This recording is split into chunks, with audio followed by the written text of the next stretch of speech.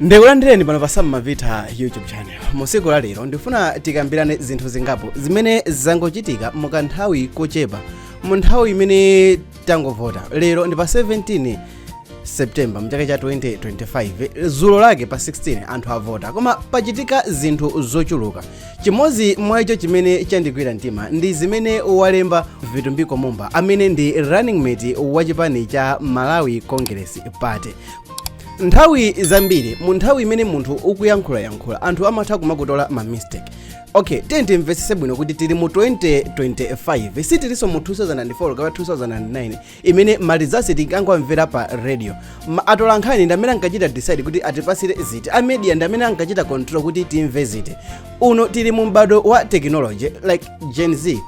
You know imene ndikutanthauza. Tili mu m'bado wa technology umene mu zochitika zambiri tikumagwirisana ntchito cell phone. Now kukupezekano kulankhula ono kuti zochitika zosatira zakuchitipa, zosatira zakunsanje, zosatira zakumulanje kandi kulilongwe Blantyre, anthu akuzipeza mosavuta. Ngakhale zosatira zakulikoma make isanauluse, anthu akukhala nazo akugawana ma social media. Like anthu ambiri akudziwa bwino ndithu kuti zipani zambiri zaluza, anthu ambiri sanachite bwino. Pa anthu onse 17 aja, anthu okha awiri ndi amene ankapikisana.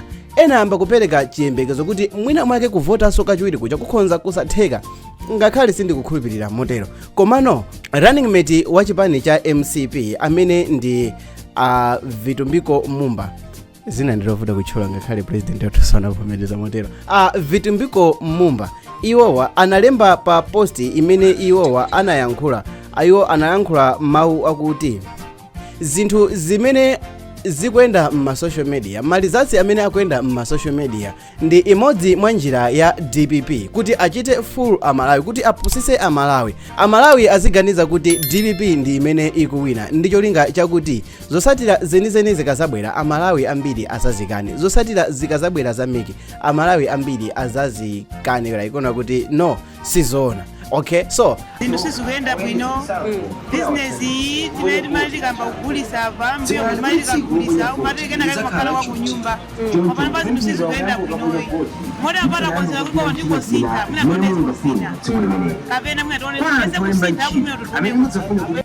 Vitumbiko Mumba achenjeza masapota a chipani cha MCP kuti iwowo akhale chete, adekhe, azitolere chifukwa chakuti iwowo ndi owinawina. Koma funso ndikumati zimene tikuona pa ground si zimene tikuona ma social media, makamaka ma profiles a anthu akuluakulu a chipani cha MCP. Sindikutanthauza kuti DPP yawina, komano guys tiyankheni chilungamo.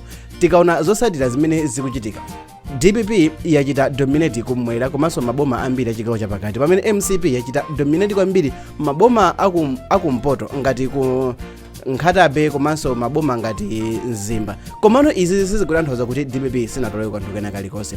Zosatira zazisankho izizi zibweresa mpungwepungwe, zosatira zazisankho izizi zibweresa kusamveseseka kwa anthu kuti zoonadi zichitika, kuti kachitatu mu mbiri ya Malawi chipani cha ku opposition chikabwererenso mboma, zichitika history izibwereza yokha. Pakuchitika zinthu zambiri, ifeyo maso athu ali ku main tale center, maso anu akhale ndi ife chifukwa chakuti tikhala tikukupasirani zinthu zimene muzikhala mukuzisatira bwino. It's your boy Mumba. Tonani mu video yosatira. You deserve their words, sir. Amen. Their word, take it, sir. Amen. Egbasa. Amen. Matola. Amen. Matini. Amen. Matawad. Amen. Abegba. Amen. Egbasa. Amen. Igwe abara. Amen. Abara chuku. Chuku ndema.